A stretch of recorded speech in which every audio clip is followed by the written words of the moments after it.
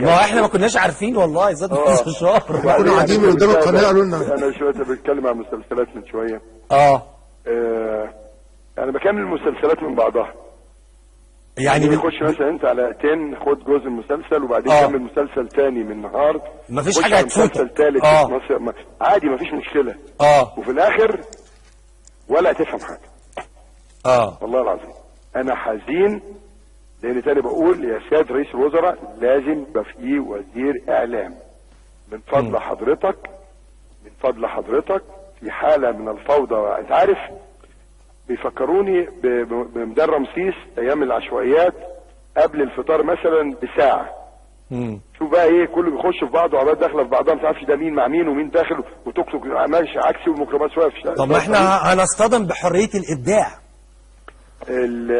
حريه الابداع، فلتسقط الحريه ويسقط الابداع اذا كان ما يعلن وما يذاع وما يشاهد هو اسفاف وعري وقله ادب وضرب رصاص وكلام فارغ ورأس في خليع. تسقط حريه الابداع. كلام واضح. هيسيبوا كل ده، هيقول لك بقى على البتاع الهاشتاجات اللي بيقعدوا يهاشتكوا بيها بعض خديا. مرتضى منصور قال فلتسقط حريه الابداع. انا قلت حريه الابداع اللي فيها الاسفاف. الابداع فن راقي. خلي بالك، الفن هو مرآة للمجتمع. الفن هو اللي بيعرف المجتمع عيوبه عشان يتلافاها. مش الفن ان هو يعلم الناس ازاي تلف الحشيش وازاي ياخد البانجو وازاي يضرب رصاص وازاي يبلطج. ده مش فن، ده قله ادب.